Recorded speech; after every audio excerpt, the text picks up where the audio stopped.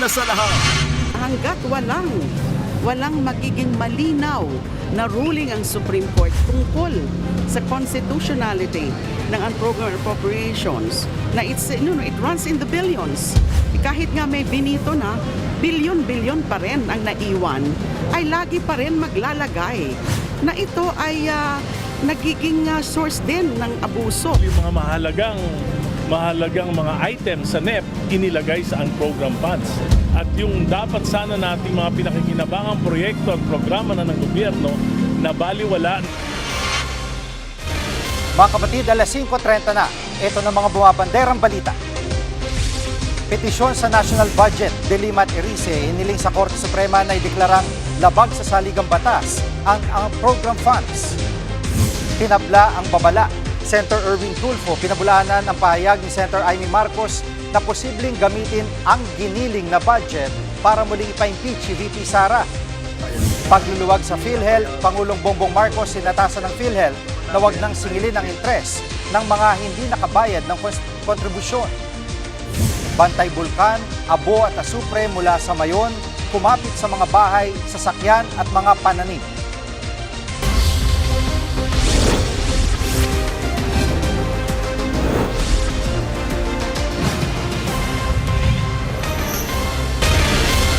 Kinwestiyon ng dalawang kongresista sa Korte Suprema ang unprogrammed appropriation sa 2026 national budget. Labag daw yan sa saligang batas. Live mula sa TV5 Media Center, nangunguna sa balita si News 5 Justice Correspondent Camille Samonte.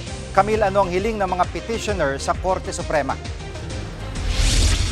Gigi, personal na nagtungo sa Korte Suprema sina Mamayang Liberal Representative Leila De Lima at House Senior Deputy Minority Leader Edgar Erice. Naghain sila ng petition for certiorari and prohibition kaugnay sa unprogrammed appropriation sa ilalim ng 2026 national budget. Panawagan nila sa Korte Suprema, ideklarang unconstitutional o labag sa saligang batas ang pagpasok ng unprogrammed appropriation sa national budget. Matatandaang may natira pang 150.9 billion pesos na halaga ng unprogrammed appropriations matapos i-veto ng Pangulo ang 92.5 billion pesos. At Camille, tama bang sabihin na habang wala pang desisyon ng Korte Suprema ay tuloy-tuloy lang ang pagpapatupad nitong budget, 2026 budget?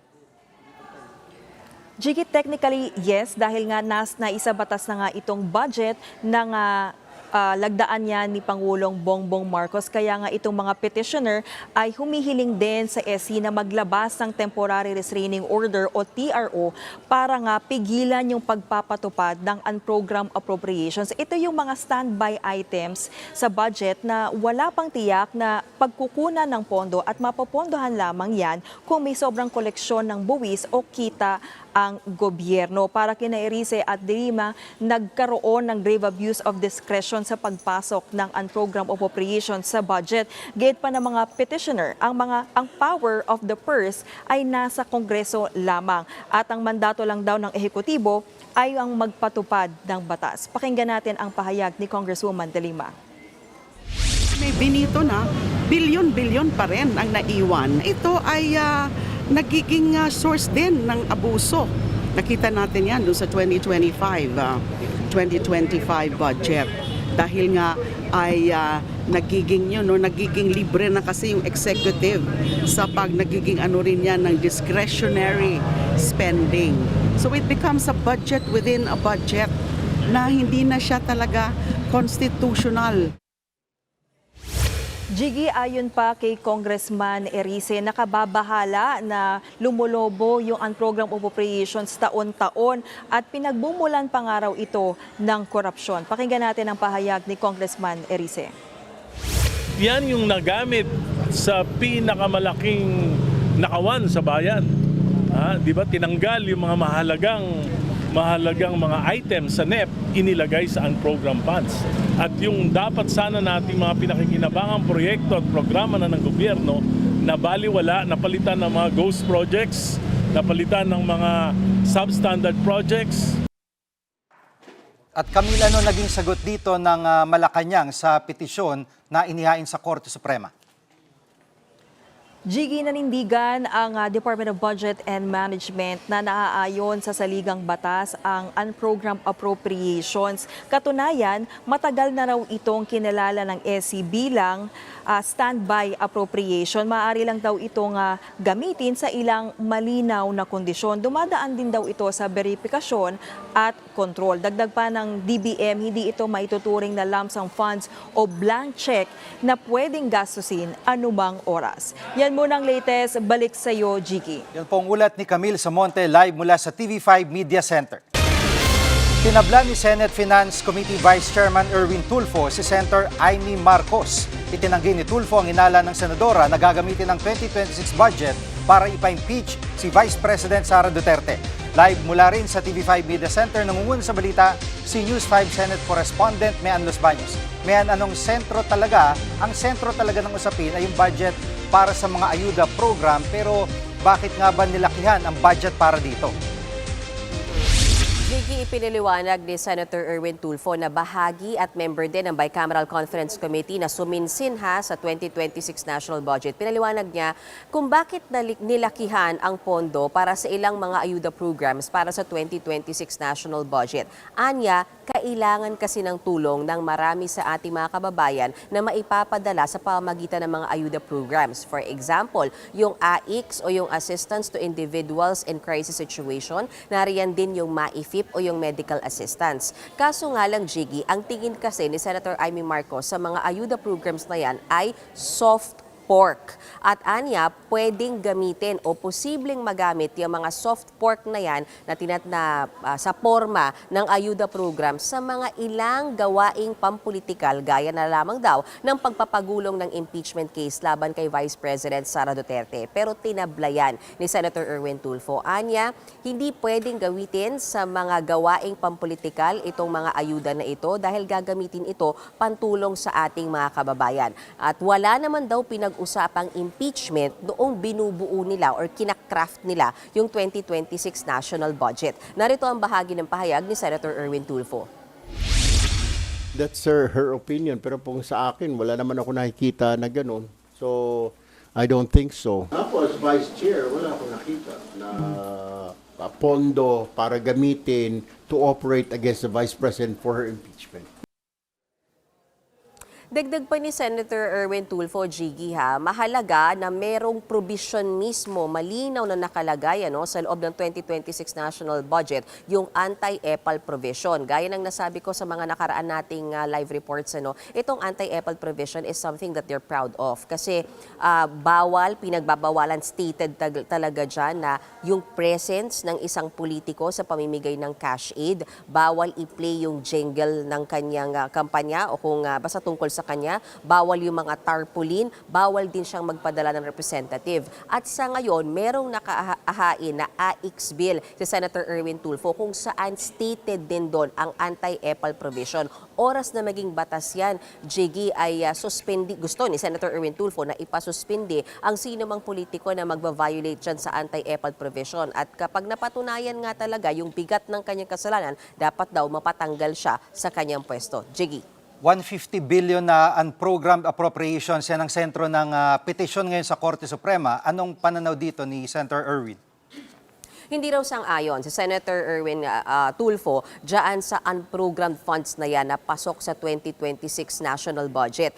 Ano ba yung unprogrammed funds? Ito yung mga standby items na wala naman talagang malinaw na alokasyon at mapopondohan lamang oras na may sobrang kita or loans yung ating gobyerno, which Senator Erwin said hindi naman nangyayari kasi lagi ngang may utang o deficit yung ating gobyerno, di ba? Bagamat may mga question siya, mabigat ang kanyang loob dyan sa unprogrammed appropriations na yan, ay hindi naman daw para iakyat niya sa Korte Suprema yung issue na yan. Pero bukas siya at sinusuportahan niya yung mga grupo na nag-akyat ng issue na yan ng unprogrammed appropriations sa Korte Suprema. At natanong din ni Senator Erwin Tulfo kung sa tingin ba niya ay wala talagang korupsyon ang 2026 national budget. Narito ang kanyang pahayag. My instincts tell me na gagawa ng paraan. May mga gagawa ng paraan. Di ba? You cannot stop corruption immediately. Siguro dahan-dahan, it will take years. Kailangan dapat sunod-sunod. Tapos yung inumpisahan ng administration, yung susunod administration, ma-sustain niya. Mas maganda kung wala namang program na yan. Kasi we don't have the money for it eh. Sinusulong ngayon ni Senator Erwin Tulfo gawing zero ang unprogrammed funds pagdating ng 2027 national budget. Dahil kung importante raw talaga ang isang programa ng gobyerno, dapat lagyan yan ng specific na allotment at huwag ilagay sa unprogrammed funds. So yan lamang ang latest mula sa Senado. Balik sa iyo, Jiggy. Yan ang ulat ni Men Los Baños live mula sa TV5 Media Center. Nuestro Padre Jesús Nazareno, sinasamba ka namin. Tuloy-tuloy ang taunang palik para sa mahal na po ang Jesus Nazareno bago ang traslasyon bukas. Live mula sa Quirino Grandstand sa Maynila, nangunguna sa balita si Mon Gualdes. Mon, gaano na kahaba ang pila para sa palik? Jiggy, mula kasi dito sa Quirino Grandstand, lumiliko yung pila sa may South Drive at umaabot na hanggang sa Ross Boulevard. Pero hindi pa natatapos dyan ang pila dahil yung pinakadulo umiikot na sa may bandang Katigbak Drive. Ganyan kahaba ang pila sa ngayon ng mga deboto. Kita nga yan sa drone shot ng News 5. Actually, sa Ross Boulevard, naka-4 pang liko o ikot ng mga deboto yan para hindi lang sila umabot sa mismong kalsada. Meron naman mga nakatayong tent na masisilungan, pero ang ilan may kanya-kanyang dala na lang ng payong gaya doon sa Ross Boulevard na hindi na umaabot yung pinaka-tent. Dito naman sa grounds ng Quirino Grandstand, nagsimula na rin magsilatag ng mga sapin at magtayo ng tent. No? Ang ilang mga deboto na pamorningan na raw sila rito hanggang mamayang madaling araw sa traslasyon. Marami sa kanila susubukan din daw pa rin na makalapit sa andas bukas. Kaya naman may paalala ang crowd management consultant na si Martin Aguda Jr. sa mga sasabak sa prosesyon. Pakinggan natin ang kanyang pahayag. You have to go with the flow. Kumbaga dahil huwag mong kontrahin, huwag kang titigil dahil ikaw ay makakaladkad lang. Mon, dun sa mga nakausap mo dyan, ay ano mga kwento nila sa iyo at bakit daw sila naging deboto? Tama ka dyan, Jiggy. Maraming mga deboto rito ay talagang nagsakripisyo ng matindi, nagtiyaga sa mahabang pila para nga sa pahalik. No? Kahit na sila, may mga karamdaman. Pero hindi kasi nila alintana yung dami rin ng tao, matupad lamang daw yung kanilang panata. Gaya na lamang ng mag-ina na nakilala ko na sina Amelia at Remy Pumarca na dahan-dahan pa nga at magkaakay na naglalakad dito sa may Quirino Grandstand. Bulag kasi si Remy, Jiggy, at ang kanyang gabay, ang 66 years old niyang nanay na hirap na ring makalakad. Naabutan din namin na umiiyak na papalapit sa imahen ang senior citizen naman na si Rosita Vivar. Kahit hirap na rin sa paglalakad si nanay, hindi raw niya pinapalampas itong taunang pahalik. Habang lumuwas naman galing sa Eastern Samar ang mag-asawang sina Alma at si Alfredo Picardal, makarating lang dito sa tradisyonal na pahalik. Nananatili raw kasi silang yung matindi ang kanilang pananampalataya sa Poong Nazareno kahit naputulan na ng paa itong si Tatay Alfredo dahil sa sakit na diabetes. Ang kanilang mga nakakaantig na kwento, pakinggan natin yung mga bahagi. Naniniwala po ako kay Nazareno na siya may himala. Ang sarap po ng feeling po, kahit po na hindi po ako nakakita, kahit nanay ko po, ganyan. Habang buhay niya po kaming buhay. Pagalingin niya po yung mga sakit namin. Pati po yung nanay ko, pagalingin niya po habang buhay po kasi siya po ang mata ko. Malakas pang pananampaling. Nananig pa ng palataya ko sa kanya. Siya lang talaga ang aking patnubay.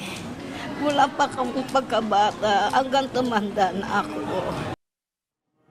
Alam mo, Jiggy, umaabot ng mahigit 14 o hanggang 15 oras ang ilang mga debotong nakausap natin dito pa lamang sa pila. Para yan sa aabot lamang sa 3 segundong pagkakataon na makapahid dito sa pinakapaanan ng imahen at bahagi ng krus ng Poong Nazareno.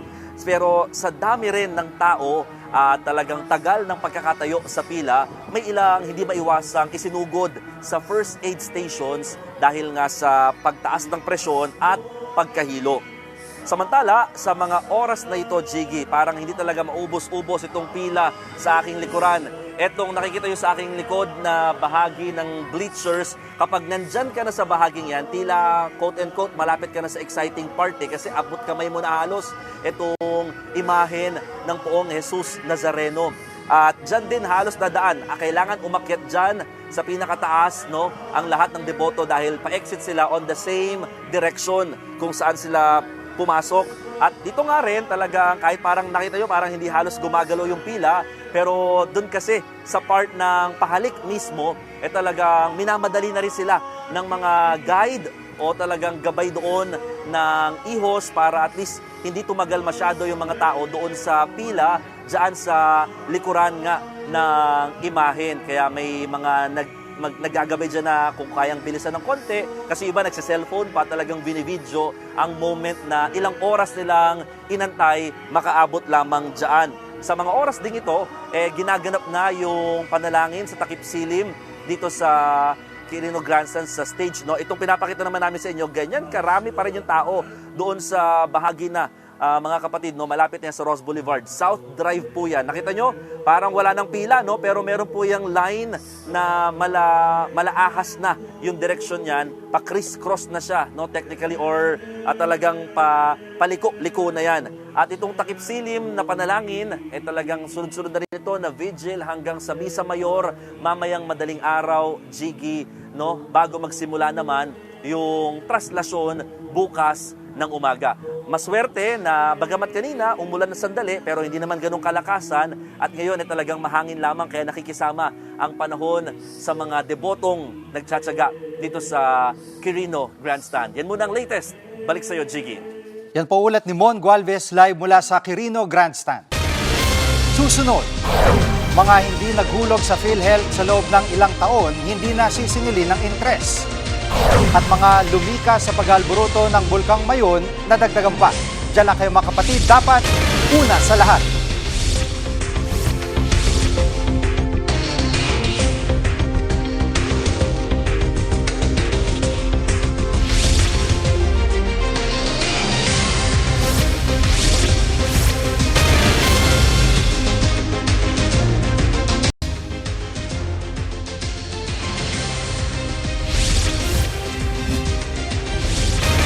Pinagutos si Pangulong Bongbong Marcos sa PhilHealth na wag nang singilin ng interes sa mga hindi nakabayad ng kontribusyon. Live mula sa TV5 Media Center, nangunguna sa balita si Rainiel Pawi. Rainiel, anong mga taong sakop nitong kautusan ng Pangulo? Gigi, saklaw nga ng General Amnesty na yan, yung mga taong 2013 hanggang 2024.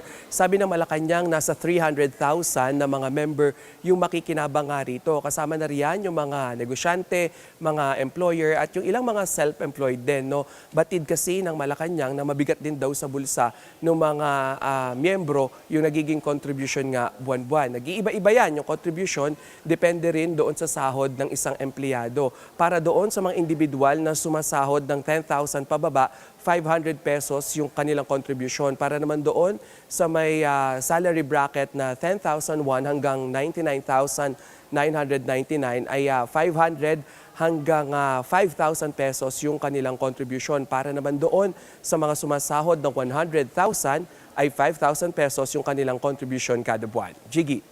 Rainiel, pati mga employer ay sakop nitong kautusan ng Pangulo. Tama, Jiggy, no? May one-time waiver of interest nga rito. Pero nag-iiba pa rin yan. Depende naman doon sa magiging bayad din nitong mga employer. Para doon sa kayang magbayad, no, ng buo within 1 month, ay mawe-waive totally yung interest nga doon sa contribution. Para naman doon sa makakapagbayad within 1 month hanggang 6 months ay may 1% na pag-waive doon sa interest. 2% naman para doon sa makakapagbayad within 7 hanggang 12 months. So pakinggan natin yung pahayag ng Pangulo. Alam naman namin na yung 3% na binabayad para sa PhilHealth medyo na buwan-buwan ay ramdam ng ating mga kababayan. Tutusan ko po ang PhilHealth. Gagawa tayo ditong taon na ito, 2026, ang tinatawag naming one-time waiver para sa interest ngayong taon 2026. Gigi, nagpaalala rin yung Pangulo doon sa mga employer na i-register nila lahat ng kanilang empleyado dito sa tinatawag na Yaman ng Kalusugan Program o yung YAKAP Program. Dito nga sa programa na ito nakapailalim yung libre rin na mga medical check-up, laboratorio at maging yung sa gamot. Gigi. At itong amnesty na ito, hindi kaya maapektuhan ng funding o mga savings itong PhilHealth?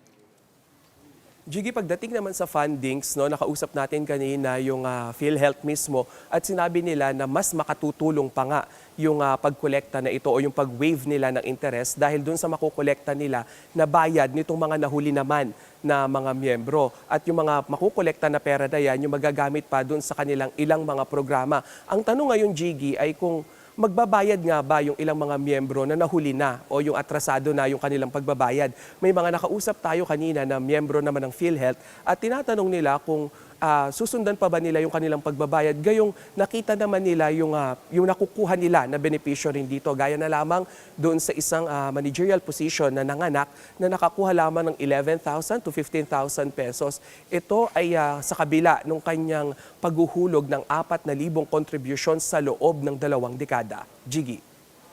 Yan po ulat ni Raynel Pawid live mula sa TV5 Media Center.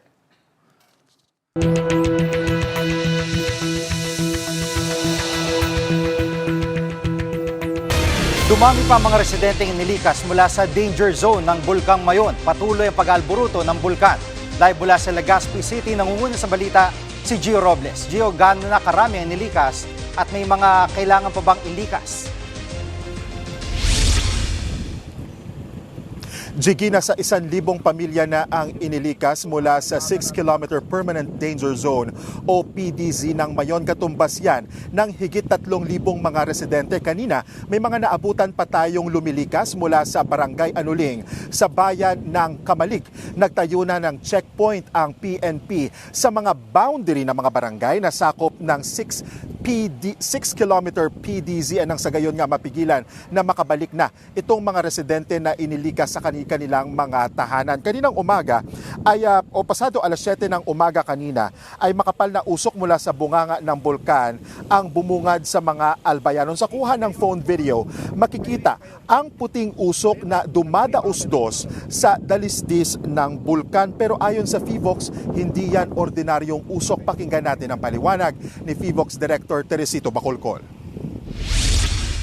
So, ito yung lava dome natin sa taas nag-collapse and ito yung na-produce niya, yung uson na ito. Yung uson ay parang avalanche yan ng pinaghalo-halong maiinit na abo, bato at gas.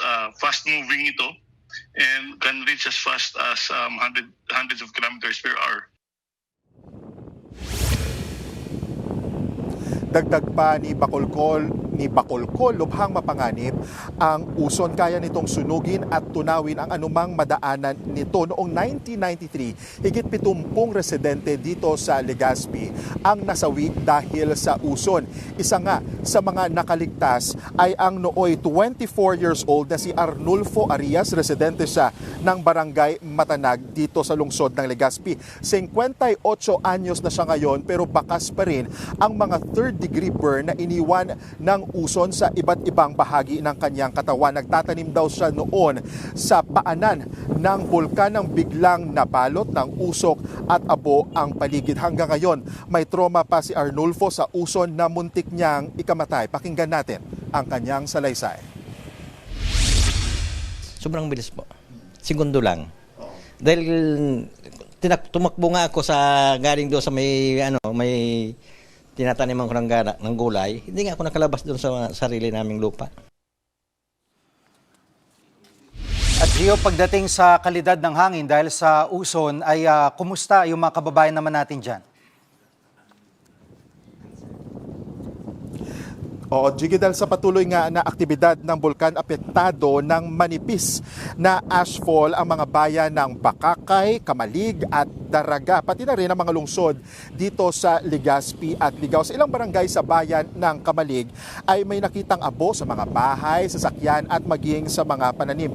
Ang asupre o sulfur dioxide mula sa bulkan ay may dalang panganib sa kalusugan. Ilan sa mga sintomas nito ang hirap sa paghinga, pamumula ng mata, madalas na pag-ubo at pangangati ng lalamunan. Pinapayuhan ang mga residente na magsuot ng face mask o kung hindi naman kailangang lumabas ng bahay ay manatili na lamang po sa loob ng inyong mga tahanan. Jiggy, samantala, kanina ay nakausap natin si Secretary Rex Gatchalian ng Department of Social Welfare and Development. Nakipagpulong siya kay Governor Noel Rosal at maging sa ilang alkalde ng mga bayan at lungsod dito sa probinsya ng Albay. Siniguro ni Gatchalian na may hindi lang sapat kundi sobra pa ang mga nakaantabay na relief packs para sa mga residente sakaling tumagal sila. Ingat kayo dyan, Gio Robles po, live mula sa Legazpi City, Albay. Susunod, misa sa Quiapo Church, oras-oras ng dinaraos bago ang traslasyon. At pagbebenta ng 20 bigas palalawigin ngayong taon. Huwag kayong bibitiw, dapat una sa lahat.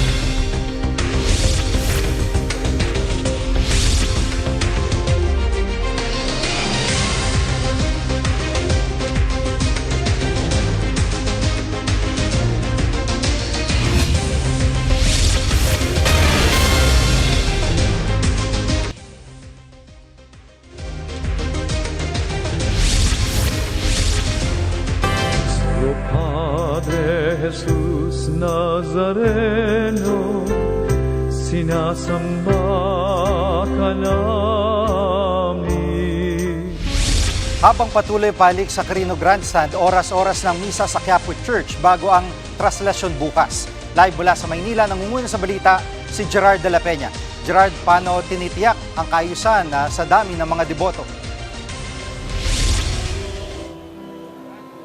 Alam mo, Jiggy, parami na nga ng parami ang mga deboto nagpupunta dito sa Quiapo Church. Kaya naman nagsagawa ng mga paghahanda ang Manila LGU at ang pamunuan ng Quiapo Church para masiguro maayos yung pagdaraos ng kapistahan ng Poong Jesus Nazareno. Kanina nga bandang alas 3 ng hapon ay nagsimula na itong oras-oras na misa dito sa Quiapo Church. Naglagay na rin ng barikada ang Quiapo Church dito sa patio para mas organisado yung mga debotong hindi makakapasok sa loob ng simbahan tuwing may misa. Ang ilan sa mga kapatid natin dito na deboto ay nakita nating may dalang mga imahen at mga panyo na papabasbasin nila kapag may lumalabas na pare pagkatapos ng misa. Para naman masiguro na ligtas at maayos ang pagdiriwang ay nagsagawa rin ng clearing operation sa mga kalye sa paligid nitong Quiapo Church, kabilang dyan ang Hidalgo, Villalobos at ang Sipalangka. Pinunturahan din yung mga arko dito sa paligid ng simbahan. Nagkaroon din ng special cleaning operation sa paligid ng Quinta Market. Kaya naman, wala na masyado nagtitinda sa mga bangketa dito at maayos na rin nakakadaan ang mga deboto. Nakakalat din sa paligid ng Quiapo Church ang mga pulis at ang mga miyembro ng Philippine Coast Guard para masiguro ang kaligtasan ng mga deboto. Jiggy. At Gerard, ano na mga kalsadang sinara para sa kapistahan? Jiggy, napansin lang natin dito, sarado itong Lacson Underpass. Kaya yung mga kailangan tumawid doon sa kabilang bahagi ng Quezon Boulevard, pwedeng dumaan na lang doon sa Sipalangka o doon sa ilalim ng Quezon Bridge. O di kaya naman, mayroong pedestrian overpass dito sa may likod ng simbahan. Jiggy. At Panguli ay anong paalala sa mga debotong lalahok sa traslasyon?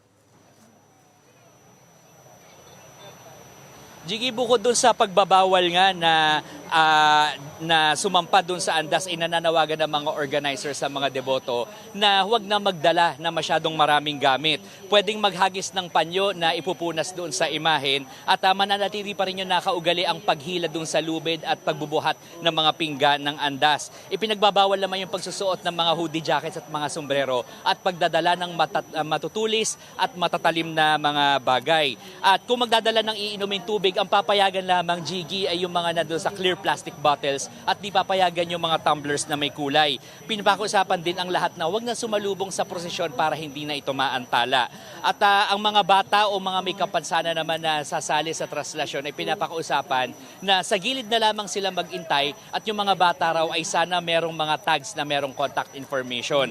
Maging mapagmatsyag tayo at ingatan ang mga importanteng gamit katulad na lang ng cellphone at wallet. Jiggy, sa ngayon ay patapos na itong 5 p.m. Mass at dito sa aking likuran ay medyo maraming tao. Well, hindi ganong karami pero hindi naman din siksikan, pero asahan natin na sa mga susunod na oras dahil nga oras-oras na itong misa dito, mas lalo pang dumami ang mga deboto dito sa Quiapo Church. Yan muna ang latest. Balik sa'yo, Jiggy. Yan ang ulat ni Gerard de la Peña live mula sa Quiapo Church. Sa ibang balita, dinipensa ng Department of Agriculture dumobleng pondo para sa farm-to-market roads sa 2026 budget. Live mula sa TV5 Media Center, nangunguna sa balita si News 5 Palace Correspondent Maricel Alili. Maricel, una sa lahat, bakit nga ba dumoble ang pondo at paano ito matitiyak na walang magiging anomalya sa paggastos? Alam mo, Jiggy, hindi natin maikakaila na meron pa rin talagang ilang mga civil society groups. Yung kino-question kung tama ba yung ginamit nilang costing, particular dito sa Farm to Market Road o yung FMR. Dahil alam naman natin na hawak na ito ngayon ng Department of Agriculture. Inilipat na ito sa nasabing ahensya sa ilalim ng 2026 General Appropriations Act. Pero ang sabi dyan ni Agriculture Secretary Francisco Chu Laurel, ngayon naman pinag-aaralan nila to, nakikipag-coordinate sila sa mga private sector, sa ilang mga contractors para ma-establish nila ng maayos yung costing para dito sa FMR. Ang sabi ni Secretary Laurel, nasa 14.5 million pesos yung pondo nila per kilometer para dito. More or less nasa 2,200 kilometers yung tinatarget nila for MFR sa ilalim nga ng Department of Agriculture. Isa pa dyan na tanong, paano nga natin masisiguro yung transparency? Ang sabi dyan ni Secretary Laurel, meron daw silang ipapakilala na FMR Watch. Isa itong portal, parang ang konsepto parang yung susumbong sa Pangulo na website na i-check mo. Kahit na sino, pwedeng mag-check nitong portal na ito nang makita yung detalye sa bawat programa ng Farm to Market Roads. Pakinggan natin ang sinabi ni Secretary Francisco Chu Laurel. Pangalan ko at pangalan ng ating Pangulo naka dito at ang ating Pangulo ay talagang malinaw ang direktiba sa amin lahat. Keep it clean, do it fast, no? At this will be very transparent. At Maricel, isa sa mga programang pinatupad ng DA ay itong benteng bigas. Ito ba ay meron pa rin ngayong 2026? Well, ang sabi dyan ni Secretary Laurel, Jiggy, for this year, target nila na i-expand pa itong mga stores na pwedeng magbenta ng 20 pesos kada kilo na bigas. Ang target daw nila, as per Secretary Laurel, makinabang yun nasa more or less 15 million families all over the countries. And maidagdag ko na rin, Jiggy, si Department of Agrarian Reform Undersecretary Nina Taduran, nagsabi rin kanina sa press briefing sa Malacanang na target din nila na mamahagi ng more than 2 million hectares pa ng lupain para doon sa ating mga magsasaka na Pilipino. Gusto nila na mabigyan na ng titulo ito, maximum of 3 hectares per family daw sana yung maibigay. Bahagi ito ng pag-ensure nila na magkakaroon ng food security ang ating bansa and at the same time, mabibigyan din ng proteksyon itong mga magsasaka natin. Pakinggan natin yung sinabi ni Dar Yusek Nina Taduran. Meron po tayong batas na within 10 years, hindi nila yan pwedeng isangla, hindi nila pwedeng ibenta yung ipinamahagi sa kanilang lupa. But, syempre, hindi mo talaga maiwasan, inevitable yan, na merong hindi pa man na ipamamahagi sa kanila talaga yung titulo na isangla na pala. At itong napipintong pagtataas sa 20% na taripa ng imported na bigas, Maricel, may epekto kaya ito sa magiging presyuhan dito sa atin? Well, ang nabanggit siya ni Secretary Laurel, Jiggy, ang tinatarget nila na maximum suggested retail price ay itataas. Posible, 45 pesos per kilo ng imported rice. Mula yan sa kasalukuyan na 43 pesos per kilo. Pero when it comes doon sa importation, ang tansya nila for this year, baka daw maglaro 3.6 million hanggang 3.8 million, considering na pareho lang yung ating magiging magiging production. Pero maidagdag ko na rin, Jiggy, yung tungkol sa activities ni PBBM today. Kanina, nagpunta siya dyan sa Cagayan, pero sa Lunes, bigla siyang pupunta sa abroad. Papunta siya ng United Arab Emirates. Inaasahan na mag-a-attend siya ng Sustainability Forum dyan at i-witness niya rin yung paglagda ng 2 kasunduan sa pagitan ng Pilipinas at ng United Arab Emirates. Kabilang na dyan yung Defense Cooperation at saka yung CEPA o yung Comprehensive Economic Partnership Agreement. Ito daw yung kauna-unahang free trade agreement ng Pilipinas sa isang bansa sa Middle East. Pero isang araw lang magdanatili dyan si Pangulong Bongbong Marcos. Yan muna ang latest. Balik sa'yo, Jiggy. Yan pong ulat ni Maricel Alili live mula sa TV5 Media Center. Susunod, gabinete ni Pangulong Bongbong Marcos magkakabalasan na naman. Huwag kayong bibitiw, dapat una sa lahat.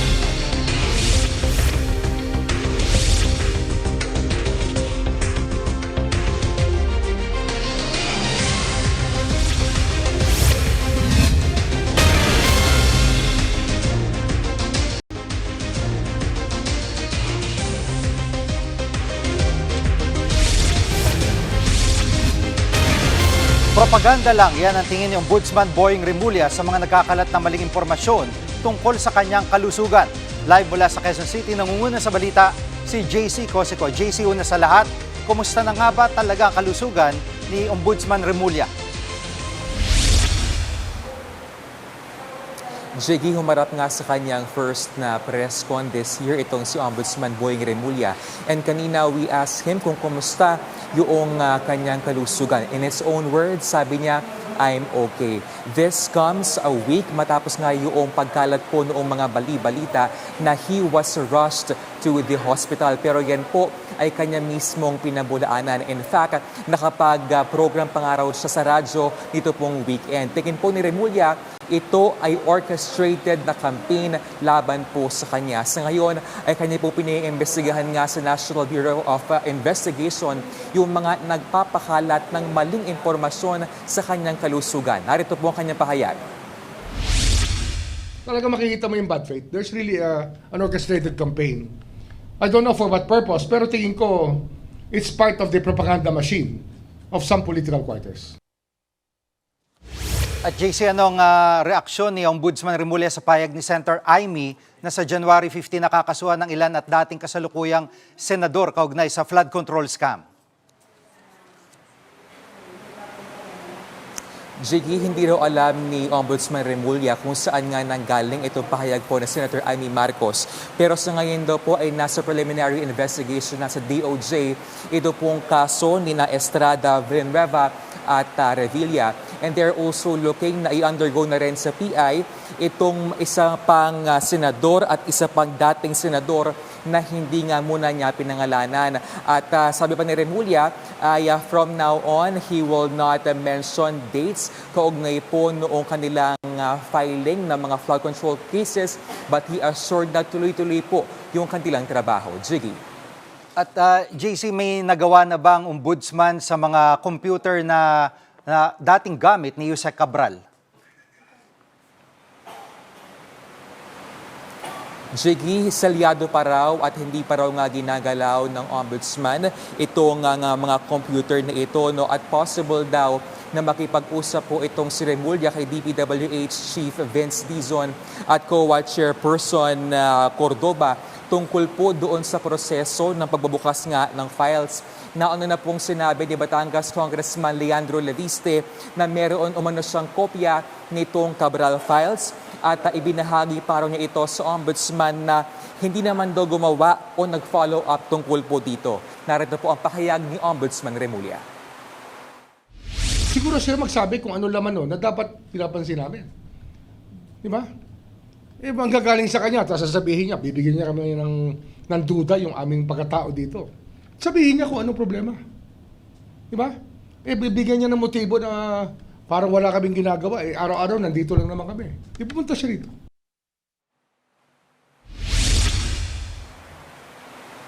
Nauna nang sinabi ni Ombudsman o ng Malacanang na nasa kamay na po ng Ombudsman itong pag-authenticate dito sa umano'y Cabral files. Pero hirit po ni Remulla kung ito po ay para sa publicity, wag lang daw itong pag-usapan pa. Jiggy, balik sa'yo. Yan po ang ulat ni JC Cosico live mula sa Quezon City.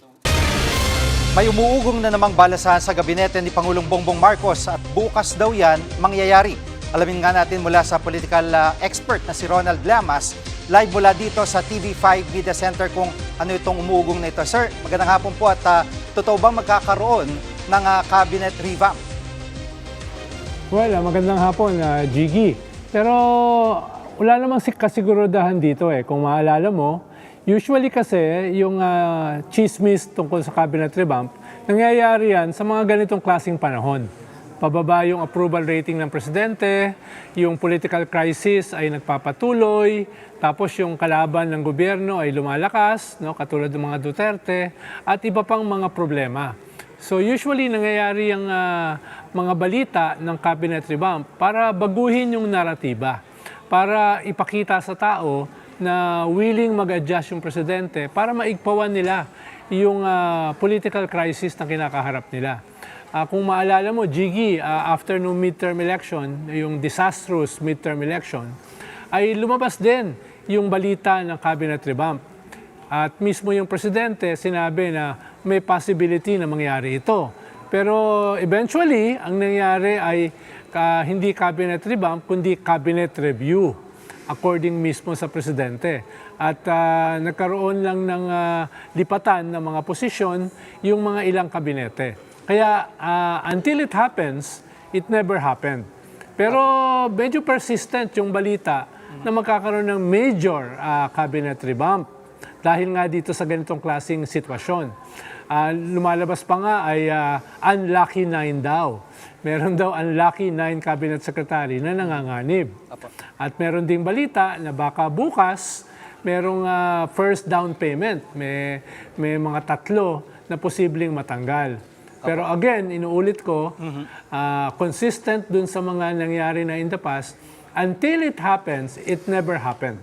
No? Halimbawa, itong nangyaring major cabinet revamp, kung tatawagin nating revamp, itong pagtanggal kay Executive Secretary Bersamin at saka kay Budget Secretary Pangandaman 2 months ago. No? 2 months ago. Yan, major yan. Dahil yung lethal president, yung ES, at saka yung pinaka-importanting budget secretary ay natanggal ng sabay. No, pero yan, walang indication na mangyayari yan. Parang bigla na lang nangyari. Sir Ronald, sa tingin nyo po bilang isang expert, sino ang posibleng nandun sa unlucky 9 na ito? Well, mga lumalabas ay yung mga hindi masyadong nakapag-deliver sa kabinete. No? Halimbawa, yung tourism natin, way below target yung mga turistang pumapasok sa ating bansa. No? At may iba pang mga criticism dun sa secretary ng ating tourism department. Matagal nang maraming criticism at saka mga ilang kaso na rin yung naisampa sa ating health secretary. Ang sabi ni Secretary Ted Herbosa, hindi siya tatanggalin at hindi siya mag-resign. Sinabi niya yan 2 days ago. Pero yan din ang sabi ni Secretary Bersamin na hindi siya mag-resign pero kinabukasan tanggal siya. Yan din ang sinabi ni Secretary Bonoan, kung maalala mo. Hindi siya mag-resign at hindi siya tatanggalin pero after 2 days tanggal siya. So hindi assurance na sinasabi ng Cabinet Secretary na hindi siya matatanggal, ay hindi nga siya matatanggal. So, depende yan sa Presidente. Naku, abangan natin yan bukas, Sir Ronald. Salamat po sa inyong mga insights. Si Ginoong Ronald Llamas, live mula sa TV5 Media Center. Kami ang inyong mga kapatid sa Balitan at Public Service, dapat una sa lahat. Abangan niyo po ulit kami bukas dito sa TV5, 1PH, RPTV, True TV at 105.9 True FM.